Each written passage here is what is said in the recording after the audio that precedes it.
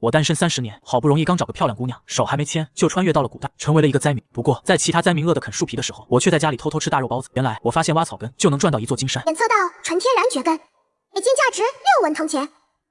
啥情况？系统，金手指。我根据系统指引来到墙根开挖，费了好大劲才刨出一小堆蕨根。这时系统音又响了，检测到半斤纯天然蕨根，价值3文铜钱，是否出售？是。这还需要想吗？话音刚落，我手上的蕨根不见了，半透明的虚拟界面也变成了商城模样，右上角还标着金额余额3文铜钱。这就行，这不是捡钱吗？挖草根就能换钱发财了。我快速用意念翻了翻商场，里面什么都有。系统，给我提现，真的行！我这边刚兴奋，肚子就叫了起来。有没有什么便宜的东西？素包子1文铜钱一个。就你了，我毫不犹豫买了3个，咬下包子第一口时，眼泪差点掉下来。前世吃惯了外卖，可从没觉得素包子这么香过。太好吃了！到了晚上，家里人挖草根树皮都回来了。原主父母双亡，只有2个哥哥和2个妹妹相依为命。下午挖的草根太少，换不了多少东西。关键是该怎么向他们解释这凭空变出的食物？头大，我只能靠睡觉来逃避。到了半夜，外面突然响起一阵撕心裂肺的哭喊声：“抓贼呀！粮食被偷光了！老天爷呀！这是要我们的命啊！”听见外头乱糟糟的声音，我们一家人出门，只见邻居李二婶瘫坐在地上，哭得嗓子都哑了。看着眼前的混乱场景，我眼皮直跳。这邻居家被偷粮食的剧情，怎么感觉如此熟悉？这不就是我穿越之前才看的一本小说吗？书里的秦家在旱灾之后遭遇一连串天灾人祸，最后无一生还。想到这，我后背冷汗直冒。既然来到这个世界，总要活下来，自家兄妹的命要救。当然，谁偷了粮食我不知道，书里压根没交代。翌日天光微亮，兄妹几人都起来了。咱分开找食，别走太远。要是走散了，日头落山前，各自回家。我对众人开口，我独自拐上一条小径，没走几步，耳旁响起熟悉的声音：发现野生松乳菇，一斤20文铜钱。我很快在老松树下瞧见几簇黄色的松乳菇，松乳菇半斤，价值10文铜钱，是否售卖？卖。手中的松乳菇消失，系统余额蹦出10文铜钱。就在这时，前头传来敲树枝的声音，这是有人发现果树。我立刻加快脚步赶过去，系统声音响起：发现纯天然栗果，3文铜钱一斤。走近一看，大丫正举着长棍子使劲够树上的栗果球，二丫在一旁蹲着捡，旁边还有7个村民也在捡。这可是好东西，要是能弄回30-50斤，一家5口至少能扛半个多月，这可是救命粮啊！大丫你去捡栗果，我来敲。瞅见我也来了，村民们动作更快了，小半个时辰下来，大丫二丫的背篓装了大半。大丫二丫，把背篓搁这，跟我去那边。我指了指旁边被别家占了的2棵树。三哥，别管那些，山里的东西没主，咱凭本事捡怕啥？正埋头敲树的刘冬梅立马横插过来，竹棒往地上一戳。秦家老三，这棵树我们先占了，你们去别处捡。这树是你家种的，还是贴了你们家的告示？野树结野果，谁捡到是谁的。想拦路，先问问我手里的锄头答不答应。大丫二丫，别搭理他，只管捡。刘冬梅一愣，下意识往后退了2步。平时原主老实得很，今儿我这架势把他镇住，他没敢再争执。栗果很快捡完，我们开开心心回家。路上，二哥秦庆生随口幻想起来，我们来的路上，瞧见大壮他们抓了只野鸡回去，咱们啥时候有这好运啊？听到这话，我猛地拍了下脑袋。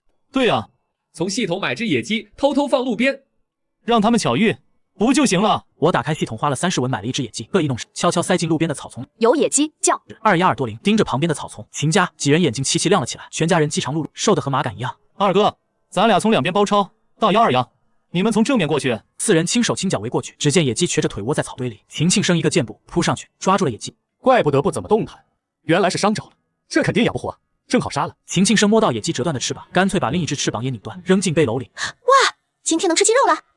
我都好久没尝过肉味了。瞅瞅几个孩子，眼睛都快馋绿了，明显是缺油水。要是我没穿越过来，这几个孩子怕是活不了多久。回到家，大嫂先把野鸡处理了，鸡肉留着晚上吃。中午吃炒鸡杂，我也没闲着，让大哥和二哥去后院砍柴，越多越好。砍那么多柴做什么？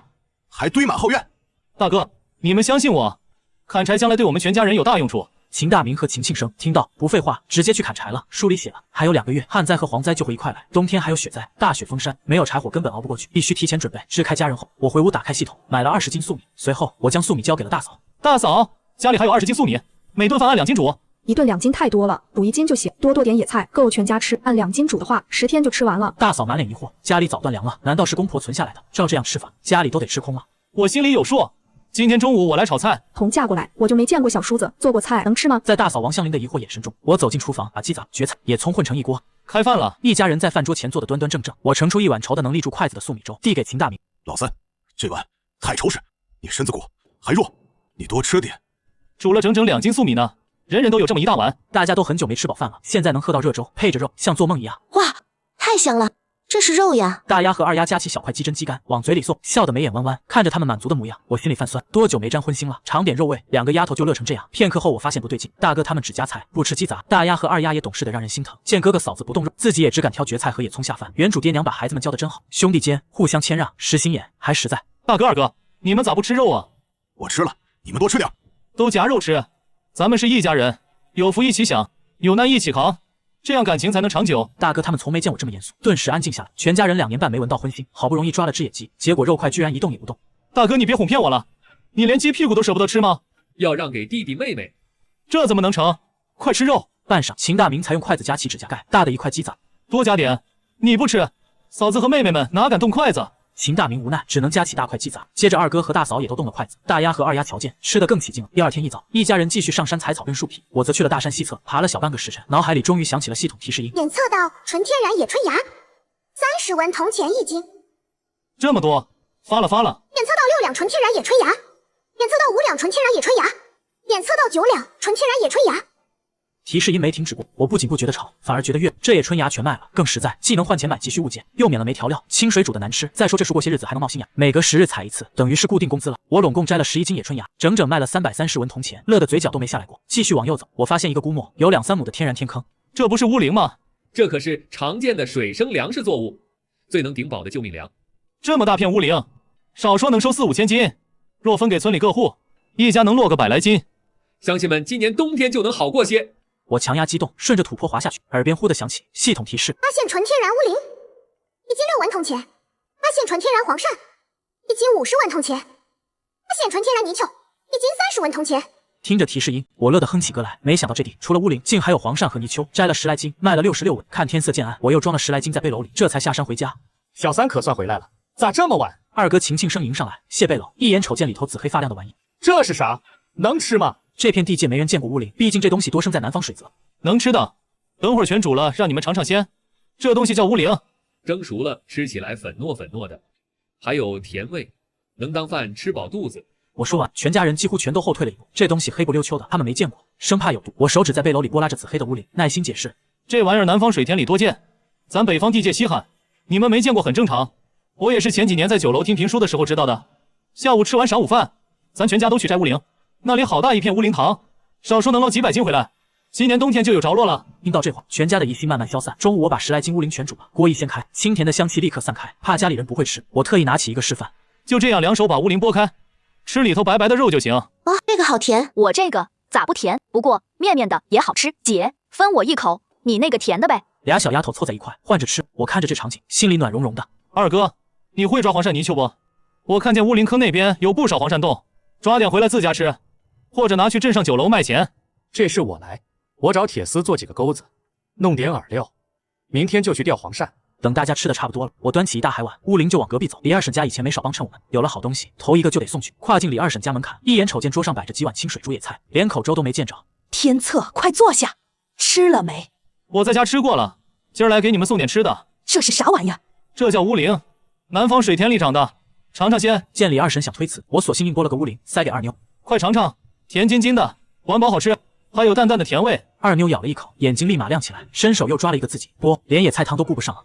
我在山上一处坑塘里发现了大片乌灵，少说能收个好几千斤。啥？李二婶慌忙起身，跑到门口张望，见四下无人，赶紧拴紧大门。天策，你这是？这些年我家没少受您家帮衬，如今大伙儿都缺粮，我碰巧找着吃食的，哪能自己独吞？等吃完晌午饭，我带你们去摘乌灵，能囤多少是多少。李二婶听到这话，泪流满面，就要下跪，直接把我吓了一跳。天策，昨儿我男人还念叨着要把二妞送出去换口粮，正揪心呢，你竟送来了救命粮，真不知该如何感谢你了。要是你晚来了一步，我家二妞就要送人了。啊，还有这么一回事？二婶你别想不开啊，不管全家人能不能吃饱，在一起才是最重要的。二婶快起来吧。天策说的是，有了你的帮扶，我是绝对不会再想着卖孩子的。寒暄一阵后，我回了家，到了下，全家人准备齐全出发。大嫂，你在家给大哥搭把手，顺路多捡些柴火。我也跟你们上山摘乌灵吧，柴火等下山时捎带捡就行。大嫂王香菱捏着衣角插话，眼神直往门外飘。我看出她是想多弄些回去，带给娘家的老娘和妹妹。大嫂在家歇着，给大哥搭把手就行。山里乌灵多的是，等咱们摘回来，你带些回娘家。哎，谢谢，我在家准把活办好。我们几人出门，正撞见李二婶一家子，一群人往山上涌去。同村的刘冬梅正好瞧见我们的背影，冷笑一声：“这是家里没粮了吧？大下午的还往山里跑找罪受呢。今年冬天，看这两家人能熬过去不？活该遭罪。半个时辰后，一行人来到天坑旁，就这了。我的娘哎，这么多巫灵都藏在藤底下。摘的时候把藤放边上，别踩坏了。只要坑里头有水，过些日子还能接着长。知道了，赶紧干起来。李二婶恨不能手脚并用，催着自家孩子动手。小三，你们先摘乌灵，我去钓黄鳝。二哥踩进泥坑，一眼就瞅见好几个黄鳝打的泥洞。行，你自个看着弄。我头也不抬的应了声，手里忙着扒拉乌灵藤。上钩了，逮着一条，这条肥得很。一天过去，两家人摘了4、5个背篓的乌灵。我瞅着满当当的背篓，合计着这大夏天放不了几天，得赶紧蒸熟剥壳晒干囤起来才稳妥。山脚下，刘冬梅正弯腰打柴，瞅见我们背着背篓下山，这是找着啥了？瞧把人累的。没过多久，刘冬梅又瞧见我们来回折返上山，她干脆把柴火一扔，悄没声的跟在我后头。二婶，天色不早了，装满这几背篓，咱就下山吧。二婶，这乌灵放不住，过夜就得变味，明早得赶紧蒸熟剥壳晒干囤起来。记下了，放心吧。李二婶点头应下，麻利的把最后一捧乌灵塞进背篓。走了，回家。我招呼一声回了家。等我们走远，躲在草丛里的刘冬梅才猫着腰钻出来，她一眼瞅见坑边散落的乌灵壳，这啥东西？能吃。她捡起一个，对着壳口咬开，甜津津粉糯糯的。好你个秦家人，有这么一大片吃的都不吭声，心眼咋这么坏？明儿天不亮我就拽着当家的和娃儿来摘，凭啥便宜你们？一月天蒙蒙亮，我就带着全家和李二婶一家往山上走。快到天坑时，走在最前头的二哥突然停住脚步。哎，里头好像有人，难不成还有人找着这儿了？李二婶扒开草丛一看，泥坑里果然有几个人影，在扒拉菱角藤。是刘冬梅一家子。昨天咱们来回背菱角，准是让他们瞅见跟过来了。我过去瞅了一眼，还真是他们。其实我早和李二婶合计过，今儿再摘一上午，下午就把这地方告诉村里人。二婶，我下山跟村里人说菱角的事，你们抓紧再摘点。行，你赶紧去，路上别耽搁。村里老少爷们都在勒紧裤腰带，能帮衬一把是一把。至于那李冬梅，平时偷奸耍滑，真要让他独吞了，指不定闹出多少幺蛾子。我拔腿就往山下跑，直奔村口。水井旁的大榕树抬手撞起铜钟，村民们三三两两赶来。这大清早的，莫不是出啥急事了？秦家小子，大清早敲钟干啥？出啥大事了？父老乡亲们，我在山上发现片乌灵地，能当饭吃，估摸有几千斤，都赶紧回家拿背篓，跟我上山摘菱角去。啥？真有几千斤能填肚子的玩意儿？人群里炸开了锅，生怕听错，骗你们干啥？赶紧回家拿东西。话音未落，人群立刻散开了。才过了半袋烟功夫，秦天策领着一帮男女老少，浩浩荡荡上了山。就这了，就摘这乌灵藤底下的乌灵采回去，洗净了上锅蒸，皮一剥就能吃。记着别把藤踩死了，扔回水里头。明年要是有水，还能接着摘。村民们一听能动手了，呼啦啦散开。刘冬梅看到坑内涌进来好几百号人，她都愣傻了。李清媳妇儿，你们咋来的？这怕是全村人都来了，自家能分上180斤，就算万幸了。秦家小子说，在山上找着几千斤能填肚子的玩意，人家二话不说就招呼全村人来摘，这份心可真好。不说了，不说了，再唠两句，乌灵都被抢光了。刘冬梅听得脸一阵红一阵绿，昨天还嫌秦家藏着掖着，这回又恨他把全村人都招来，8成就是那秦家老三瞧见我在这儿，故意断我活路，一定是这样。3亩大的泥坑，才过了晌午，乌灵藤就变得稀稀拉拉。采摘完了乌灵，秦天策一家这几天都没有上山。这天一早，秦天策听见后院传来声音，推门一看，好家伙，大哥和二哥正蹲在泥堆旁制作土坯。大哥他们这次要盖5间新房，少说还得再备上近万块土坯，缺口可不是一星半点。这几天，兄弟俩雷打不动的在后院忙活，盯着土坯房瞅了半晌。秦天策突然一拍脑门，烧砖，这说不定是条赚钱的路子。这年头青砖可稀罕得很，只有富商大官家里才盖得起青砖房，普通老百姓连见都少见。要是能烧砖卖瓦，秦天策眼睛瞬间亮了起来。大哥，你按这个尺寸做个模具，长这么长，高这么高，宽这么宽，等会儿多打些土坯填进去，记住啊，土坯里别掺稻草。我要做个小实验。秦天策越琢磨越觉得有戏，接着就催大哥赶紧做砖头模具。小三，你鼓捣这干啥呢？保密，回头你就知道了。二哥，你手艺好，去下风的地方搭个砖窑，先把基座砌到3尺高，正面留个漏灰的槽，两边各掏个拱洞，用来放柴火。砌到2尺高的时候，弄一层结实耐烧的台面板，再用木条搭成圆拱的撑杆，把窑壁码成半圆球的形状封顶。你说的这砖窑得搭多大尺寸啊？能塞下2000块这么大的土坯就行。二哥，你多久能完工？你帮我搭个手，晚饭前准能搞定。窑砌好后，大哥你把晾干的土坯全搬进窑里烧，至少得烧4个时辰。今晚我守上半夜，你接下半夜的班，记住把火伺候旺了，中途可千万别让它灭了。咱这到底要干啥？见大哥二哥都盯着自己，秦天策这才慢悠悠开口：咱娘外祖家以前就是靠烧青砖赚钱的，我见过外祖家烧砖的法子，想着照猫画虎试试，说不定能成。不过咱这次烧出来的可能不是青砖，是红砖。能成吗？土坯里不掺稻草，能定型就不错了，还能烧成砖。为啥成不了青砖？红砖又是啥玩意？青砖烧成的最后一步得用水浇透才行。现在大旱天缺水，这一步做不了，只能让它自然冷却，这样出来的就是红砖。青砖更结实耐用，耐碱抗风化不怕水，能用好些年。红砖虽说硬度也够，但烧制时省了时间和人力，不过在耐碱和耐用性上比青砖稍差些。怪不得之前让咱们可劲儿捡柴火呢，原来是留着烧砖用。秦庆生催着大哥赶紧上手，秦天策则转身回屋做晚饭。一家人这刚吃完晚饭没多久，村头广场的铜钟就响了起来。这时李正在召集村民议事。等秦天策他们赶到的时候，广场上已经聚了不少人，三三两两都凑在一起唠嗑。婶子咋样了？金个儿，去镇上米铺买粮，价格真是吓死人，最便宜的黑面都涨到6文钱一斤了，比原先贵了1倍。薯粉、精米啥的也跟着涨，差不多贵了1半。要是今年再不下雨，粮食还得继续往上涨。这时李正看村头聚的差不多了，站在大榕树下，提高嗓门对村民喊话：富贵家前几天夜里遭了贼，剩下的那点粮食被偷了，这事大伙儿都知道了吧？今儿把乡亲们叫过来，是想合计合计，组个护卫队，说下晚上在村里头巡逻的事。我家住在村中间，盗贼要偷也是偷村头村尾的人家，跟我家有啥关系？真要组护卫队，你们村头村尾的自个儿出人出力呗。要照你这么说，我家穷的锅底朝天，是不是也能不掺和？咱们可都住在一个村，俗话说得好，打断骨头还连着筋。只要李叔开口，我秦家出人也好，出钱也罢，眼皮都不带眨一下的。两人这话一落，在场的人心里都透亮，一个是只扫自家门前雪的刻薄性子，一个是把同宗情分放在前头的敞亮人，谁高谁低一目了然。都听好了，每家必须出一个成年劳力组护卫队，每晚我安排6个人在村头村尾巡逻，哪家要是不参加，直接从李氏宗族除名，死后别想进祖坟，没脸见老祖宗。李正扫了眼底下的外姓村民，接着说：不是姓李的，想出人就出人，不想出人的也行，但丑话说在前头，以后家里遭了贼，遇了难自个儿解决，别来找宗族哭天喊地。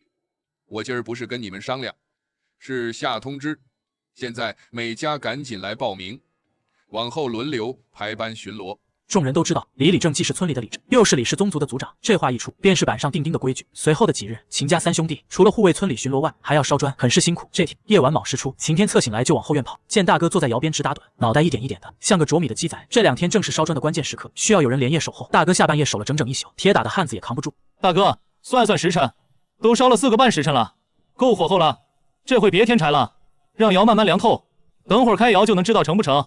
你赶紧回去补个觉，别累垮了身子。家里人陆续醒来后，一个个兴高采烈地跑到砖窑前，看看烧的砖成啥样了。这砖烧的也太好了，堪比官窑里烧的灵。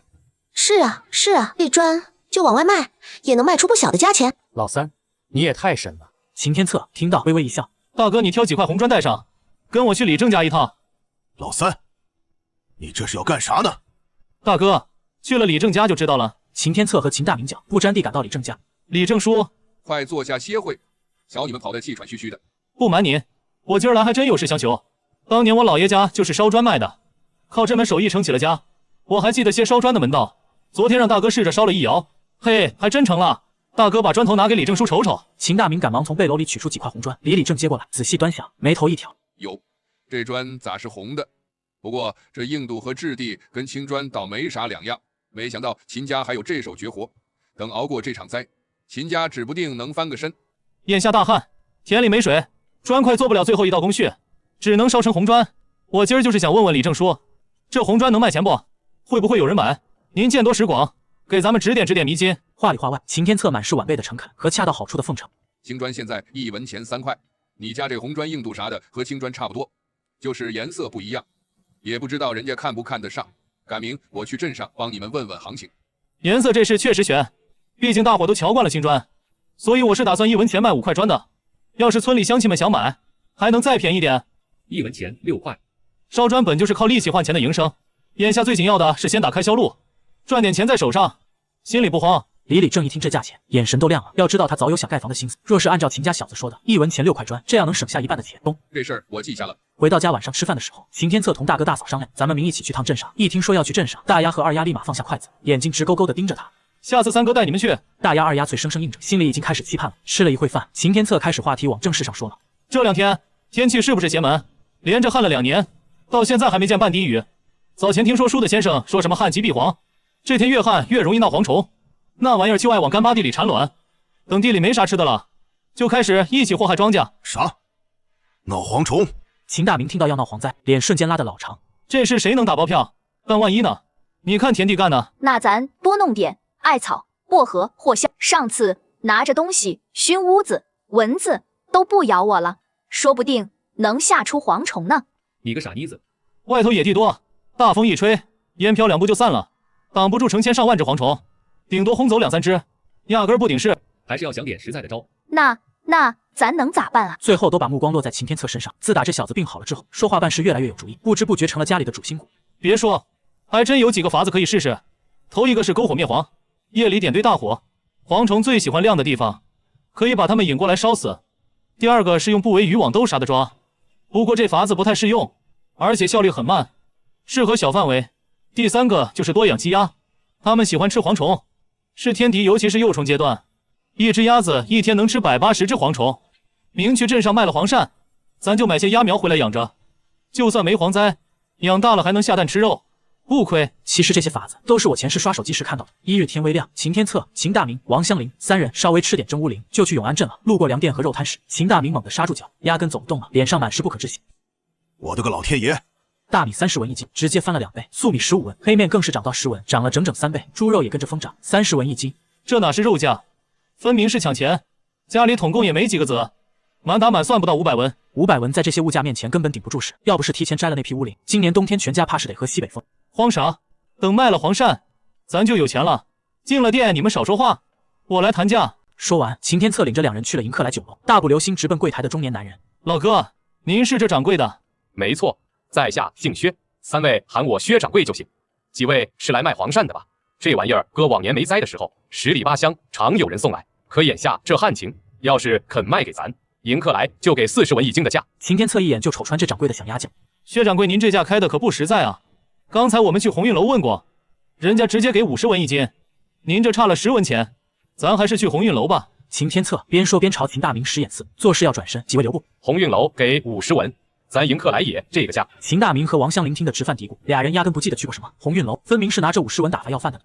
鸿运楼掌柜说了，诚心卖还能再谈。薛掌柜要是没诚意，现在米价翻着跟头涨，1文钱恨不得当8文花，我犯得着在这浪费时间？秦天策边说边朝大哥使眼色，抬脚又要走，都让这小子看出来了，我刚才表现得太急了，让这小子瞧出黄鳝是酒楼急缺的货。你爽利，到底想卖多少？60文一斤。哼，但咱可说好了，以后再弄这啥稀罕货，必须先紧着我们迎客来。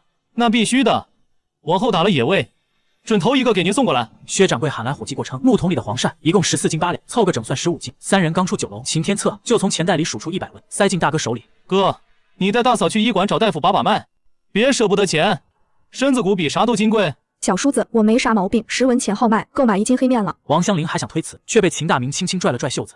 停，三弟的，那我们先去医馆。40过半，在城门口碰头，我去置备点东西。永安镇就这么几条街，没2步路就能逛完。秦天策一边溜达一边扫货，没一会就瞧见卖小鸭仔的摊子。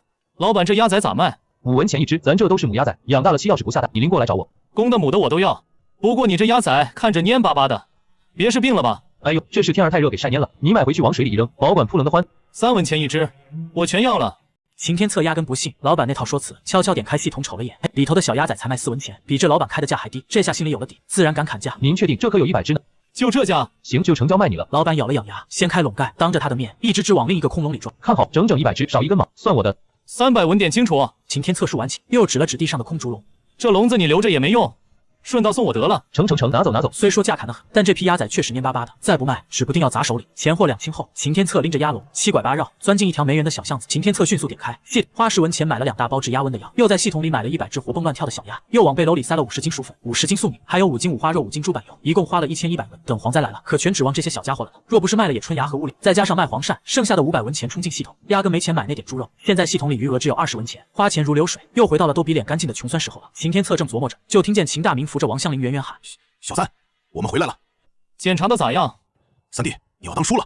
大夫说香林有身孕，快2个月了。没买点药和补品吗？不是，我们不买，是大夫摸完脉说胎相稳当的很，正常吃饭就可以了。”秦天策嗯了一声，把装满米面肉的背篓往大哥怀里一塞，又指了指2笼鸭仔：“大哥交给你了，咱们回家。”秦大明接过沉甸甸的背篓，又盯着活蹦乱跳的鸭仔和白花花的米面，脑子嗡嗡直响。这么多东西，还有喜人的猪肉，我们终于能吃上米面了。刚走到李二婶家门口，李二婶连忙走到门外看一眼，就看到3人，见秦大明背上背着，手上提着，这是去镇上赶集了，咋买这么多小鸭仔？秦天策忽然眼神一闪，似是想到什么。大哥，你和嫂子先回去把鸭仔圈到后院，然后弄点水和饲料喂上。这是卖鸭的老板给的药，说是防止疫病传染的，可以用水拌给他们吃。秦大明点点头，接过药就带着媳妇回家了。二婶，您还记得我家早年逃荒过来是不？咋不记得？你们从西边逃过来，衣服都破破烂烂的，这跟你买这些鸭仔有啥关联？那情况跟现在很像，我们那是连着旱了2年，第3年闹蝗灾，地里庄稼被祸害的一点都不剩下。从那以后，村里就流传一句话，叫旱疾避蝗。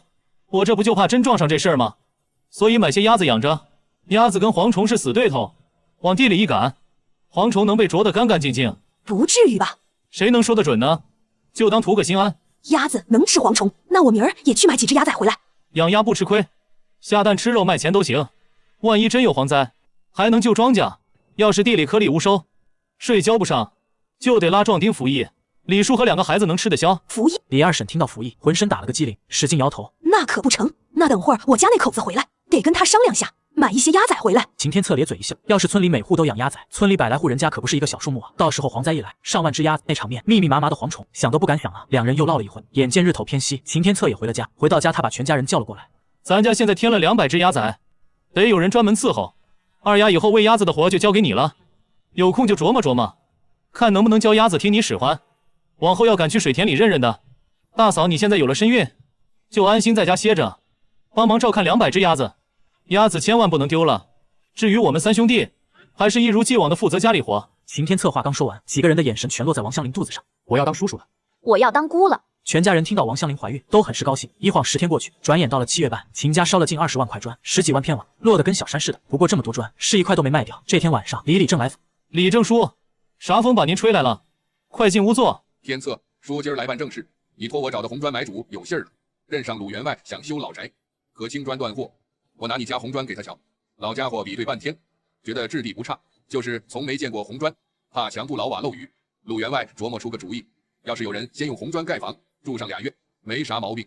他到时候就买你几10万块砖。我合计着，你们家窑里堆着现成的砖，要不你们先起个头。秦天策没急着答应，蹲下来拨弄着地上的草棍说：盖5间正房，带后院厨房积压圈，再砌圈墙，得用多少砖？多少人工？20万块砖打底，30个壮劳力，手脚利索的话20天，磨叽点就1个月。要是提前备好房梁木料，挖好地基，能省不少功夫。雇乡亲们干活，一天给多少工钱？这年头粮食比钱金贵，管饭可管不起。30号人一天能吃180斤粮食，都是乡里乡亲，一天给10文钱吧。叔，不瞒您说，我们家真扛不住这么大的开销。要我说，先盖2、3间小屋，够住就行。您去跟他通融通融，事成了，我们肯定会好好谢谢您。明儿我就跑趟镇上，再跟鲁员外说道。对了，还有件事，村里好多人都在说旱疾避蝗，说这话是你传的，到底咋回事？可别瞎咋呼，惹得人心惶惶。叔，这话确实从我这传出去的，但我可没把话说死。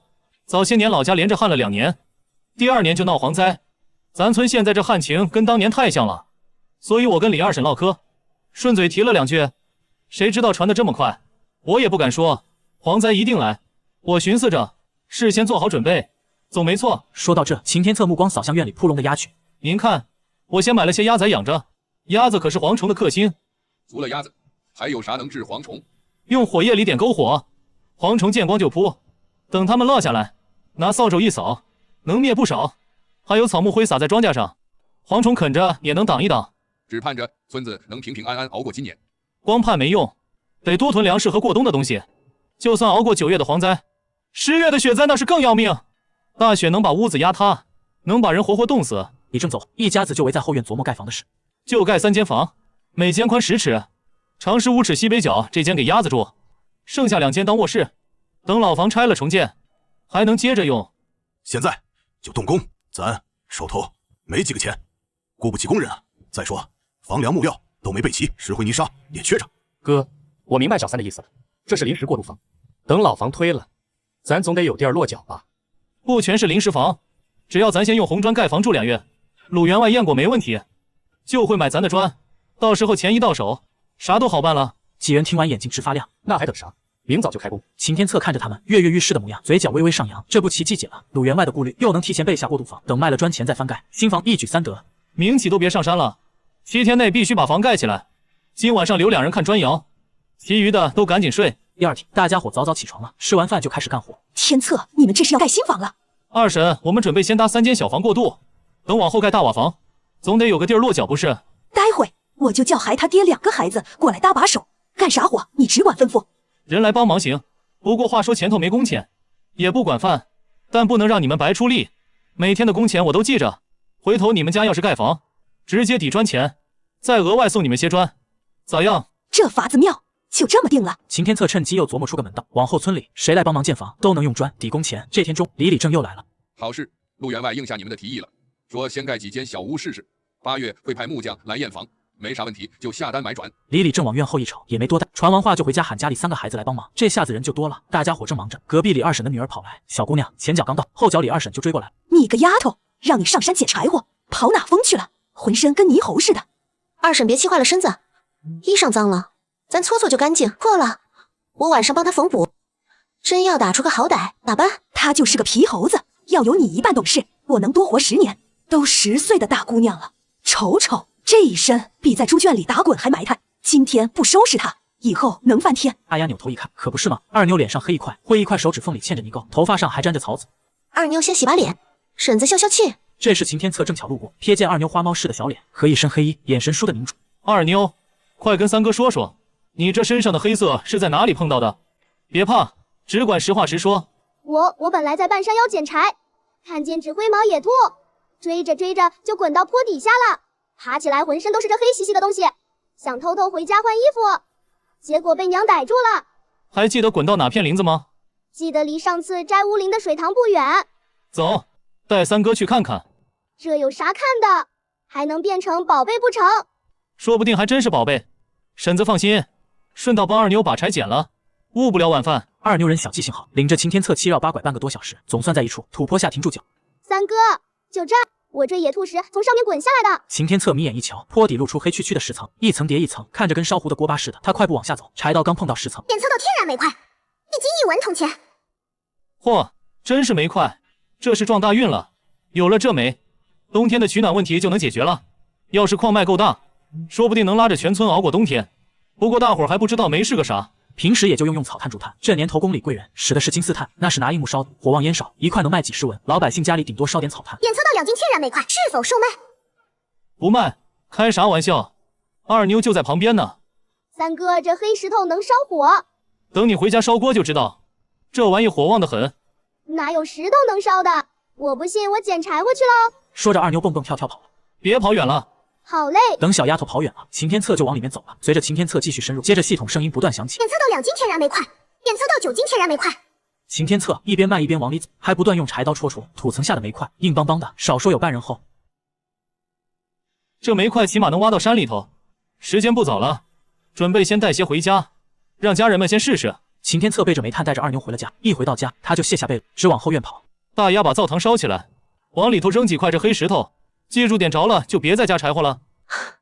这黑不溜秋的能烧着？试试就知道了。大丫烧着煤炭，被浓烟呛得眼泪汪汪，全家人都被惊动了。大丫，你咋哭了？是谁欺负你了？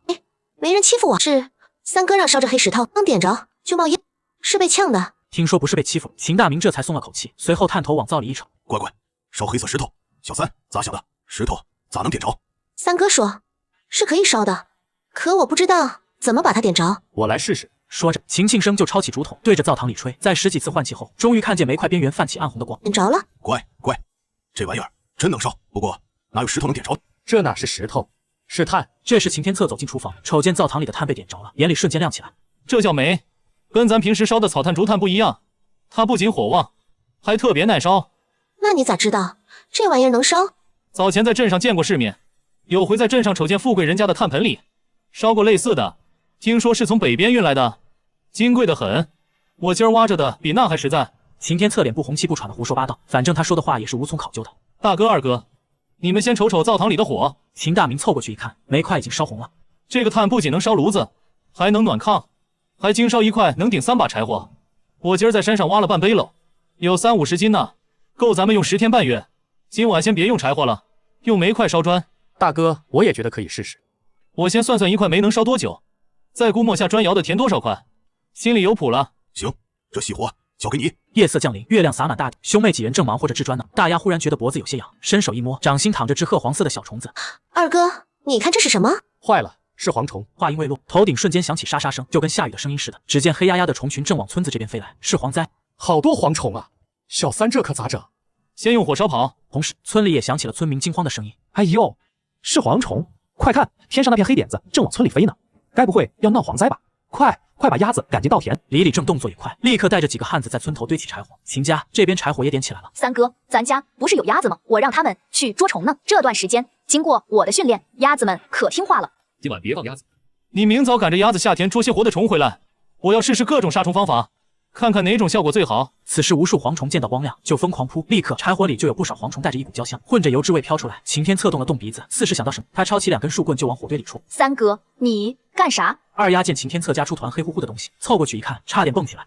是蝗虫，能吃烤透了，比炸知了还香。黑乎乎的，看着就恶心。三哥，你咋敢吃的？有啥不敢的？这可是肉，尝尝酥酥脆脆的，比你晒的红薯干还好吃。大丫犹豫2秒，随后伸手捏着蝗虫咬了一口，是好吃的哈，真挺香。二哥、二丫，你们快试试。秦庆生也拿了一个往嘴里塞，嘿，味道跟烤麻雀差不多。二丫怀疑人生了，她也狠心，捏起一只闭着眼咬下去，外皮脆的掉渣，意外的爽口。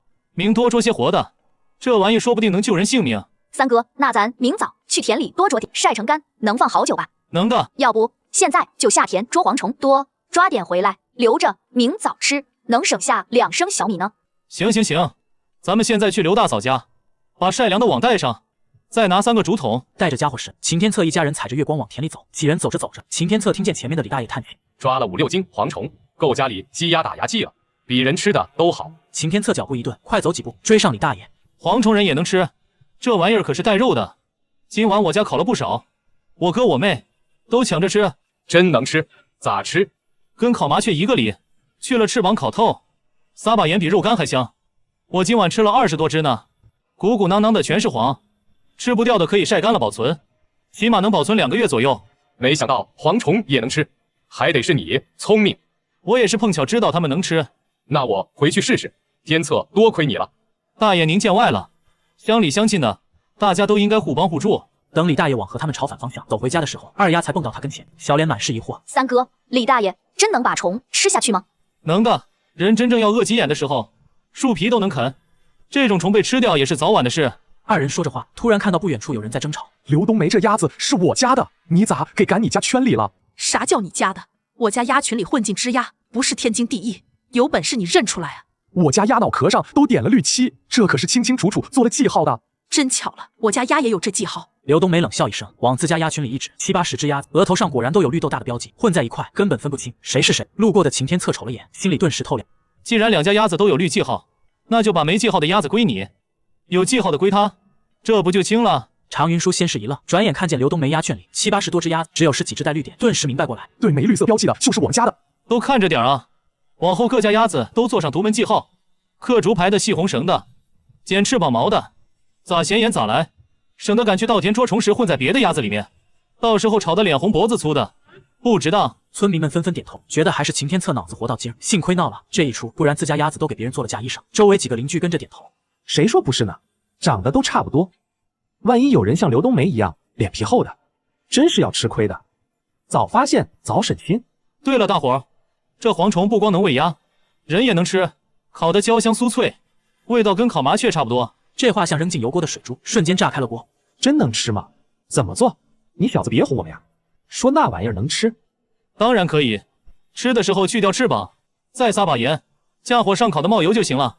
我家兄妹4人都吃了2斤，味道老香了。看大家说的热闹，刘冬梅气得咬得后槽牙都直响。晴天策，你说蝗虫能吃，要是吃坏了肚子，你家赔得起吗？怕出事就别吃，我家兄妹4个吃了2斤都没事。你要是吃别的闹了肚子，可别往我这儿泼脏水。刘冬梅刚要开口继续对他，却见晴天策转向李正，神色严肃起来。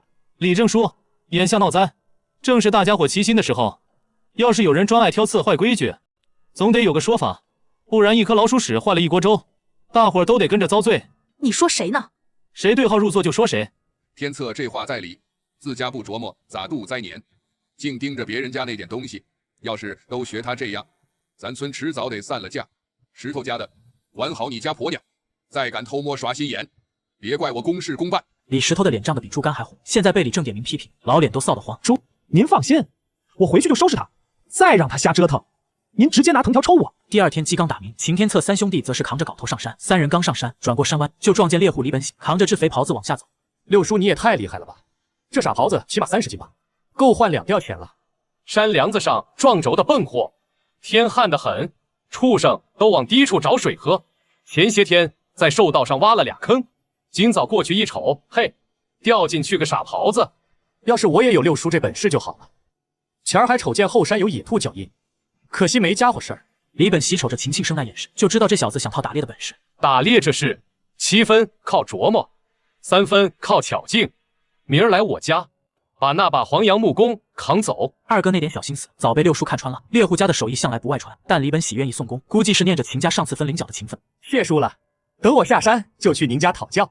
少贫嘴，我走了。李本喜扛着狍子摆摆手，大步往山下走。瞅着他的背影，秦天策忽然灵光一闪，之前从系统买些野鸡野兔，让大哥他们抓，不过是解个馋，不如学李本喜挖陷阱，回头从系统弄头野猪或狍子扔进去，就说是自家陷阱带的。要是弄头200-300斤的野猪，足够全家吃2月的。秦天策越想越觉得可信，看着秦庆生一脸眼馋的样子，秦天策笑了：“二哥别眼馋，等挖完煤，咱也找地挖2陷阱，说不定就能逮着呢。”六叔他们挖陷阱，又是下套又是撒药的，咱啥都不懂，能逮到吗？管他呢，试试才知道。万一逮着了呢？只要陷阱挖好，系统里的野物有的是，往里头一丢就是现成的猎。成，听你的。走，咱们先挖煤，完事找偏林子下手。三兄弟立刻赶往挖煤的地方，也不知是这地方没人发现过，煤脉那叫一个旺盛，才半个时辰就挖了100来斤煤块。几人休息一会儿，就开始找地挖陷阱去了。小三，陷阱在哪儿挖？找个隐蔽的地儿，一来防着村里人上山的时候看到，二来那些野物聪明的很，他们可不会走大道的。找了一会儿，三兄弟就找到合适的地方，就这了。还有那边草壳子里各挖一个。成，就当碰运气了。秦庆生嘴上应着，心里压根没抱啥指望。三个人又忙活大半个时辰，挖了21米多深、半米宽的土坑。三人回到了家，刚进院门，大丫就连忙迎上来，脸色比锅底还沉。哥，二哥，三哥不好了，村头那口老井干了没水了。啥？井水没水了？原书里没提过这茬。人饿7天还能扛，可3天不喝水可就危险了。人体内6成都是水，脱水1成就能闹病，脱到2成命都保不住。李正叔派了人去马家村、王家村打听，但愿就咱这没水，要是能去别村挑水，好歹能熬过去。听到这话，秦天策没说什么，心里很明白，李家村没水，想去别村挑水哪有那么容易？人家村的水自家都不够用，能舍得给咱，就算肯给，指不定得拿粮食换。这节骨眼上，谁不攥紧自个的命脉？我去村头瞧瞧。秦天策说话间就出了院子，这边村头老井边围了一圈人，个个脸上都不好看。天策你也来了，井里真没水了？没了。秦天策盯着井底看了好一会，见水层纹丝不动，心里也凉了半截。大家伙聚在井台边，个个愁眉苦脸的。早前怕没粮食饿死，现在倒好，水也没了，不仅要饿死，也得渴死。老天爷咋这么狠，连条活路都不留？今年收成差就算了，现在水都没了。正念道，去邻村打听消息的几个汉子回来了，大家一窝蜂全围上去，七嘴八舌的开始问：小庄马家村的井还有水不？富顺徐家村啥情况啊？瞎嚷嚷什么？都稳住！李正黑着脸一吼，随后看向几个小伙子：你们都说说打听到的消息。叔，马家村的井也都没了，徐家村的井也全枯了。几个小伙的话刚落，有人就忍不住哭了。李正，你快想想办法，再没水，全村人岂不是都要渴死？是啊，赶紧想想办法，难不成要拖家带口去逃荒？正吵吵嚷嚷的时候，秦天策突然开了口：还有一个办法。这话一冒出来，所有人的目光齐刷刷落在他身上，就如同溺水的人突然抓住根救命稻草。你快说，这有找水的法子。河里不是有水吗？河里？你是说去镇上挑水？那可不行，从村里到镇上有几十里，没牛车帮忙，一来一回人都能累脱层皮。再说村里的老人和孩子压根吃不消。李正眼神一凛，似乎猜到了什么。你是打算开闸放水？眼下也没别的路了。开闸这事县令说了都不算，再没水不出10天，家家户户缸底都得空了，到时候渴死人事可就大了。叔，咱联合永安镇几个村子，带上老少爷们去县里，求县令出面协调开闸，水库水一放，井里就有水了。更要紧的是，现在水稻正灌浆，有水灌溉，秋收能多收不少粮食，到时候交够税粮，大伙儿还能有余粮过冬，这不是一举好几得啊！这话一出口，村民们眼睛都亮了。李正，天策说的在理，赶紧联系其他村子。咱明儿就去。县里光靠永安镇还不够，周边几个镇估计也旱得厉害。叔，您多跑几趟，把开闸放水的好处跟他们掰扯明白。人越多越好，到时候往县衙门口一站，阵仗越大，上头越得重视。我这就去联系其他村子的理政。丑话说在前头，这事要是成了，每家必须出个壮劳力跟着去县里。这时刘冬梅突然阴阳怪气的开口：“你说的倒是轻巧，要是水井回头有水了，县令怪罪咱村带头闹事，加码收税咋办？”是啊，万一税收咋办？大家伙又齐齐看向秦天策。你看这有什么怕的？就算井里有水了，咱也得接着闹。去年旱，今年旱，要是再没收成，咱们都得饿死。县令的政绩不就看咱交了多少税，缴了多少粮食？咱越惨，他越得想办法救咱。这话完全戳中了要害，李正眼睛一亮，最后那点犹豫也散了。整，就按你说的办。当天，李正就开始联系其他村的理政。秦天策也没闲着，他偷偷去自家田里。秦天策趁着没人的时候，偷偷往田里放了2吨水，3亩水稻长得比别家都旺，连隔壁李二婶家的田也跟着沾光。回到家，秦天策找了空隙，跟秦大明商量：“大哥，村里不还有2个水井吗？你明早去看看有没有水。如果有水的话。”正说着，秦庆生突然插了句：“小三，盖的屋子咱们都住好几天了，鲁员外咋还没派人验房？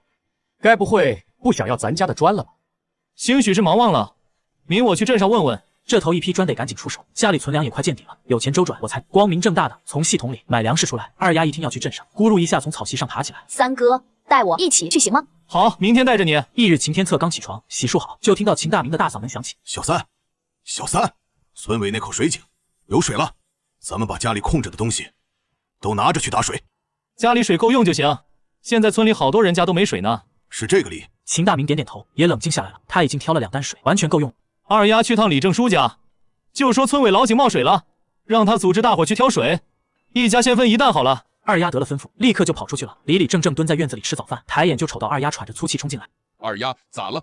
急急忙忙的跑来。李正爷爷，村尾老井来水了，不过量不多，三哥让过来说让你安排大家伙去挑水，一家都先挑1担水。秦家这几个孩子真是死心眼。李正夸了一句，饭也顾不上吃，转身进屋抄起铜锣就往村口跑，一边敲铜锣一边扯着嗓子喊。等二丫回家后，一家人进了镇子，大家就开始各忙各的。大哥和二哥买面和布，而秦天策则带着二丫去了鲁员外家。秦天策伸手敲了2下门，很快就有一个头发花白的老头来开门。你们找哪位？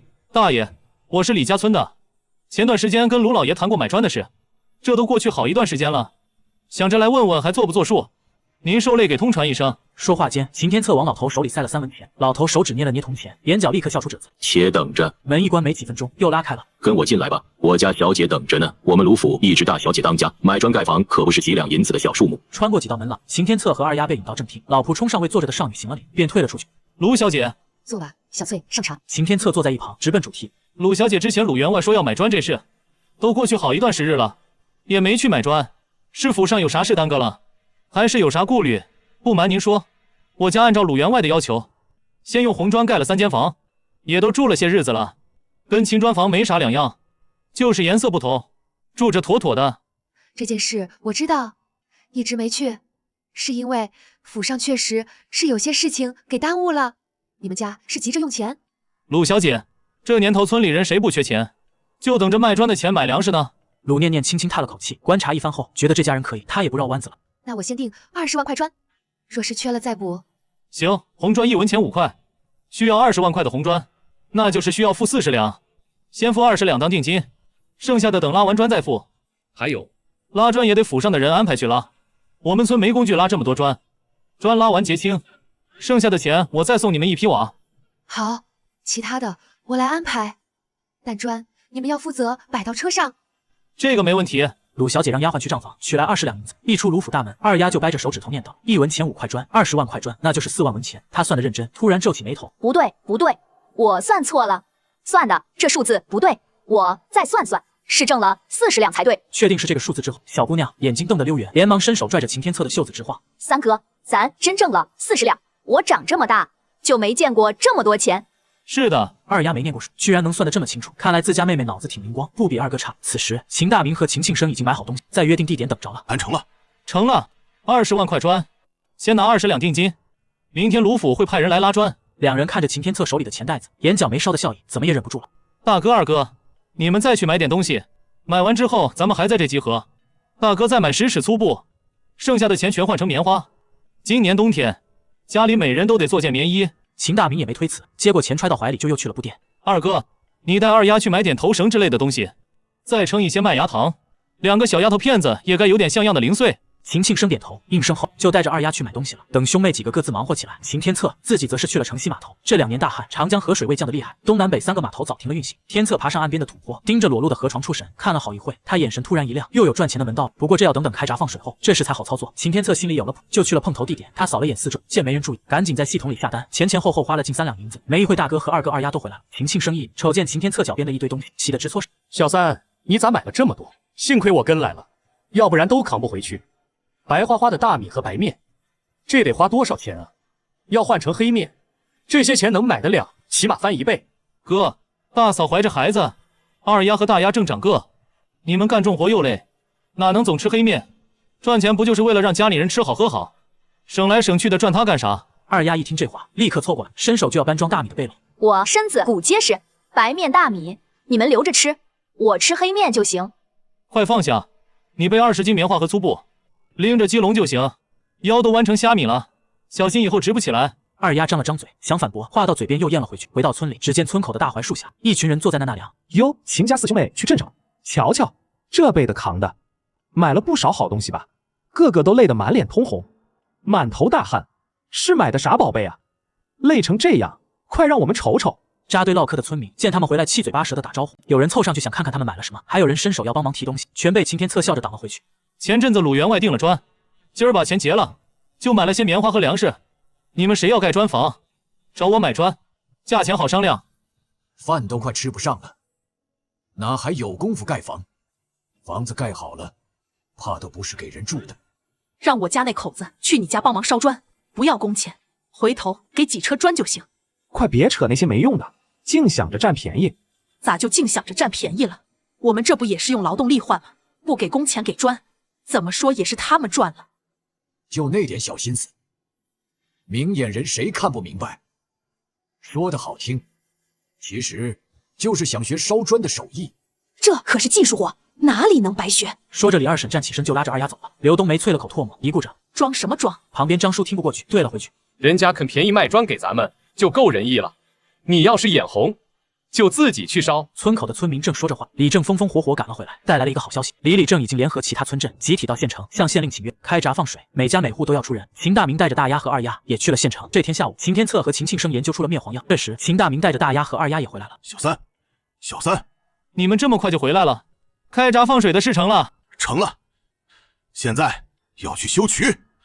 李正让每家出2个劳动力，我回来喊老二一起。有没有说什么时间放水？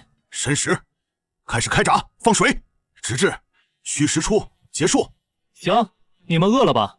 厨房给你们留了饭菜，洗洗就去吃吧。说完，秦天策就去拿水壶去了，顺便还把厨房剩下的饼子装了起来。等把东西都装好后，秦天策看着大丫：“大丫，等你吃好饭，辛苦你再去趟大嫂娘家，让他们今天到镇上的长江河边上等着，一定要叮嘱他们，不要告诉别人，就他们自己知道就行。”为啥？小叔子田里不是要等着水灌溉吗？怎么让我娘家那边的人去镇里？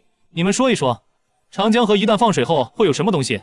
我知道，河里有鱼，有河蚌、王八等等，好多东西。听到二丫说了这么多东西，几人眼睛瞬间亮了。你的意思是让我亲家母他们去捡鱼？别人家有没有反应过来不知道，但咱们要动起来。等会儿我带大丫二丫就去镇上，大嫂你留在家里做饭。三哥，咱都去捕鱼了，地里不留人吗？要是有人故意使绊子，不给咱们家地里放水咋办？特别是那个刘冬梅爱找三哥的茬，指不定到时候又耍啥幺蛾子。没事，不用担心，谁敢拦着？我就去他家把他们地绝了。咱们家几个兄弟不是吃素的。秦天策交代完后，抬脚就往隔壁走。天策，你来了！你不知道，你出的那主意可好了。县太爷真答应放长江和水库的水了，有了水粮食就能有收成，总算有点盼头了。能解决水问题就好。二婶，我今儿来跟您说个事。啥事？这闸一开，肯定有不少鱼和蚌之类的东西，说不定还有更好的东西。咱们要去镇上捞鱼。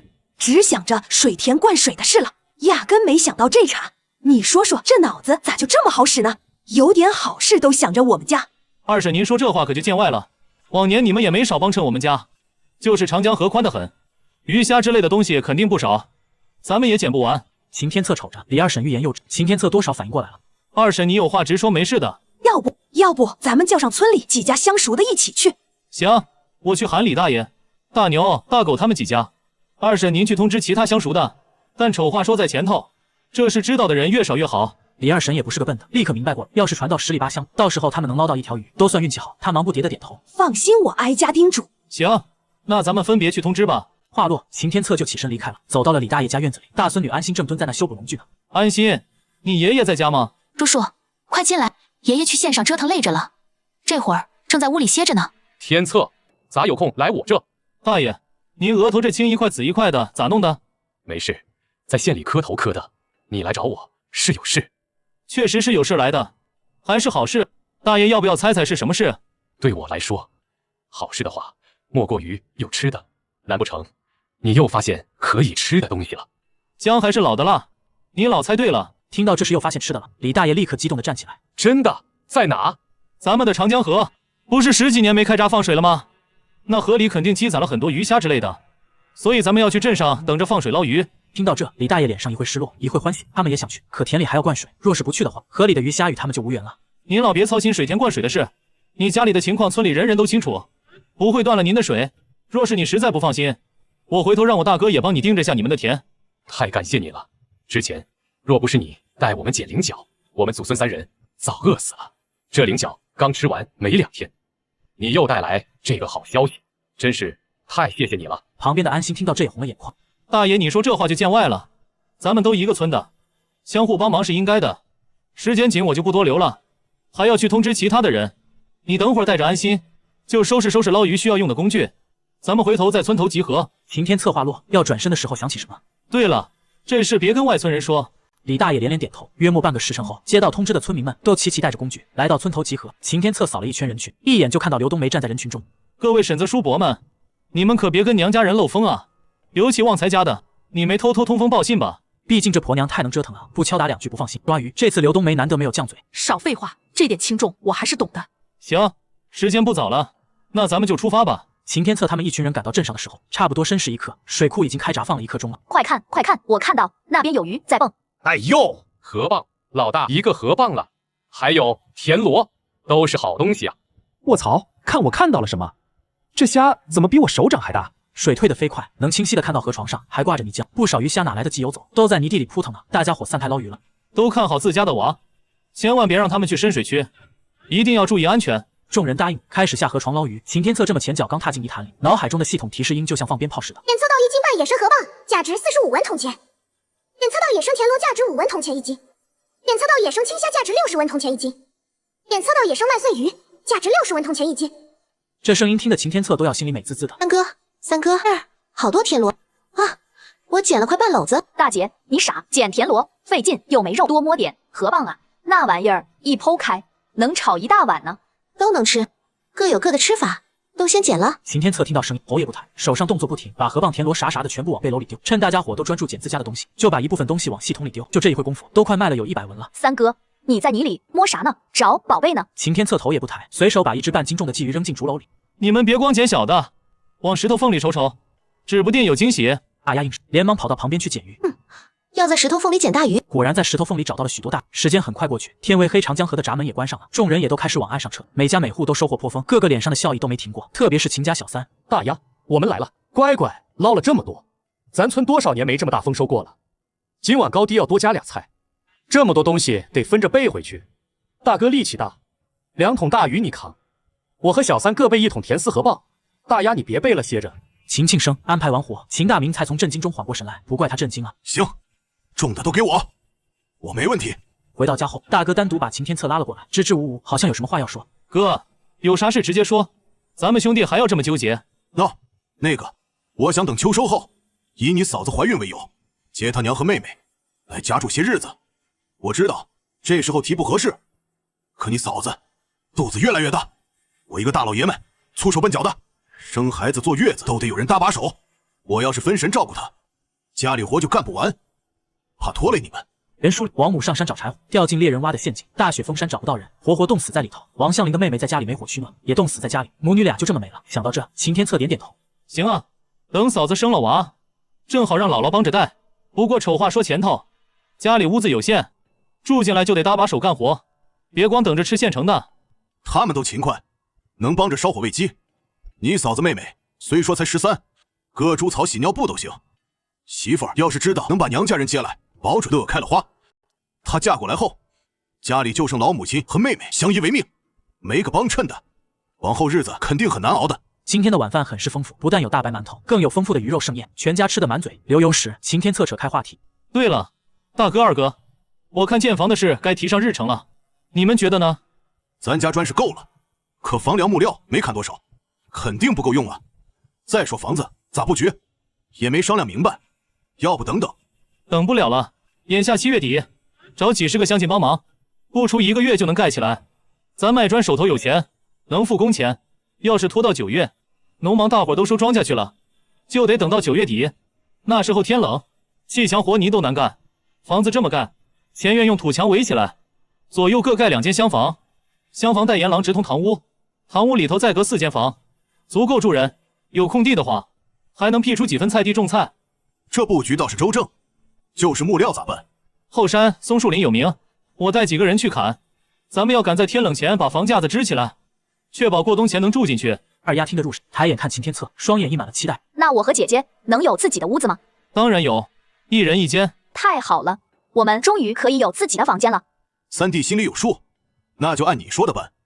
既然都没意见，那大哥吃完饭跟我去李正家一趟，跟他说咱要建房的事，让他帮忙召集乡亲们。秦家兄弟吃完饭来到李正家。秦家兄弟，上我家有事。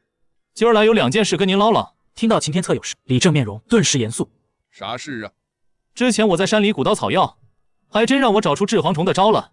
就这苦心，树的叶子和果子捣碎了兑水泼庄稼上，蝗虫闻见味就躲，吃了准死，还不碍着人跟牲口。这个我认识，后山遍地都是果子，苦的能裂嘴，没想到还能治虫。往年见人砍了当柴烧，没想到还有这效果。天策，你之前说蝗灾是因为旱过头了，可现在水渠和田里都是水，哪儿还旱呢？旱极必蝗，这话也就不顶用了。我看今年指定没这灾，不过你能鼓捣出这驱虫的法子，也是费了心思。但愿咱村以后都能顺顺当当的，用不着这些。现在开闸放水了，水渠通了，田里也水汪汪的，说不定真能避过这劫。说的在理，不过地里的小虫子蚂蚱啥的，总少不了，手捉多费功夫。您跟乡亲们提这苦咸水的法子，能省不少劲，就当提前备着，有备无患嘛。等晌午大伙儿回来吃饭，我去村口大槐树下喊一嗓子。那辛苦叔了，我这还有第2件事，想趁着现在农闲的时间，把房子翻新了。麻烦叔帮忙吆喝些人。手工钱也有2种结算方式，第一种是1天10文钱，不管饭；第2种就是不要钱，折算成砖头。平时砖的价格是1文钱6块，来帮忙的话，1天抵100块砖。您看这么安排行不？这法子好，想盖新房的人家保准乐意换砖，干半个月就能攒出1间房的料，再添点钱，4、5间大砖房不就起来了？下午我就挨家串户通知，明早带人上你家开工。你们回去后也赶紧收拾收拾东西，明天就开始拆老房子。其实李正自己心里也有小心思，自家4个儿子都去帮忙的话，那要盖新房岂不是能省很多钱？拆房没地住就吱声，你们兄弟可以跟我家铁柱他们挤一挤，热闹。谢谢了，到时候缺地方的话，还真得麻烦您。接下来大半个时辰，3人围着建房的事细细掰扯，商量好之后，秦天策和秦大明就回去了。走到李二婶门口，秦天策像是想起什么，大哥你先回，我得去李二婶家说个事，让大丫二丫去他家借住几天。到了李二婶家，李二婶痛快答应了。翌日天刚蒙亮，李正就带着一帮村民来了。天策，你们带着东西可都拾掇利索了。说，乡亲们，选哪种工钱结法？咱村共有100多户，除了那些没壮劳力的孤寡人家，基本都来了。我刚数了数，有178号人，7成人选拿砖头抵工钱，剩下的要现钱。你放心，每家的工分我都记着，等房子盖好了，现钱结算清楚。拿砖抵的，回头我问问大伙儿，是盖完一起拉走，还是先寄存在你家？你王大爷家2小子还说呢，干满20天就能换2000块砖，再添点钱，能把东厢房盖起来了。都听叔安排，您办事，我100个放心。李正点点头，随后站在院中央，扯着嗓子喊：咱们这么多人手，争取半个月把秦家房子盖起来。众人齐齐应声，就开始干活了。日子过得飞快，眨眼就到了8月初，秦家的新房也盖得差不多了，再干个3、4天就能彻底落地。叔，之前说的苦洗夜杀虫的法子，您跟乡亲们说了没？书中的蝗灾，越想越觉得这坎可能躲不过，甚至有可能还会提前。早说了，你别说，这玩意还真灵。老李家头天泼的苦芹水，第2天地里横七竖八躺满了死虫子，捡回去喂鸡，鸡鸭吃的直扑棱翅膀。以前稻子灌浆时，哪家不是全家老少蹲在地里捉虫？现在好了，省下的功夫能多耗2亩地，好用就好。叔，这法子跟隔壁村提过没？万一蝗灾波及邻村，这边的村子也没办法独善其身。前儿个跟几个周边村里的李正喝酒，顺嘴提了一嘴，也不知道他们往心里去没，咋还惦记着旱疾避蝗的茶事呢？秦天策没接话，反而是一连串的问题跟雨点似的砸过来。叔，长江河开闸放水多少天了？最近天气咋样？水渠和水田的水还剩多少？听到这几个问题，李正的手顿住了，脸上的笑也僵住了。距离长江河开闸有一段时间了，这段时间日头是越来越毒辣，天上连片云彩都见不着。叔，苦杏树枝能防虫的事，必须要宣传到位。万一真闹起来，今年收成就全完了。咱们之前求县令开闸放水的功夫，也白费了。成，待会儿收工我就跟他们说，然后再派几个人跑一趟邻村，挨家挨户叮嘱，老天爷啊，赶紧下场雨吧，可别再折腾人了。秦天策抿唇没搭话，求老天爷是没用了。等到大家收工的时候，李正立刻大步上前喊话：乡亲们都先留步，长江河放水也有一段时间了，可这天一滴雨都没下过，水渠和田里的水眼肉眼可见的，快着见了底，天旱地干的，容易招虫。庄稼收完前，苦洗水防虫的事一定要坚持做。人群里忽然有人嘀咕：叔，您这么反复叮嘱，莫不是担心闹蝗灾？李正见众人脸色发白，强装镇定地挥了挥手：都别瞎琢磨，我就是多句嘴，赶紧回家歇着，该干啥干啥。李正嘴上这么说，心里却忍不住发毛，转身往家走时，还偷偷瞥了眼天边，天上连朵云都没。不会真要闹灾吧？可老天爷偏爱，就跟人较劲。3天后，新房刚落成，大伙收拾工具准备回家时，忽然有人惊呼：这天咋猛地暗了？你们看天上，我的娘哎，这是啥？是蝗虫！这么多蝗虫，是蝗灾来了，咋办啊？秦天策自然也看到，他站在院子中央，扯着嗓子大喊：大伙儿不要急，咱们有治蝗虫的方法，你们快去把家里的苦芹水搬出来，往地里泼。蝗虫怕这个，只要有苦芹水，庄稼就能保得住。话落，秦天策又转头看着已经吓到愣神的六叔，高声喊：六叔，您赶紧带几个手脚麻利的，去广场多架些篝火，蝗虫最喜欢亮的地方，把他们都引到广场那边去。秦天策看着黑压压的天空，感叹道：一场大浩劫要来了。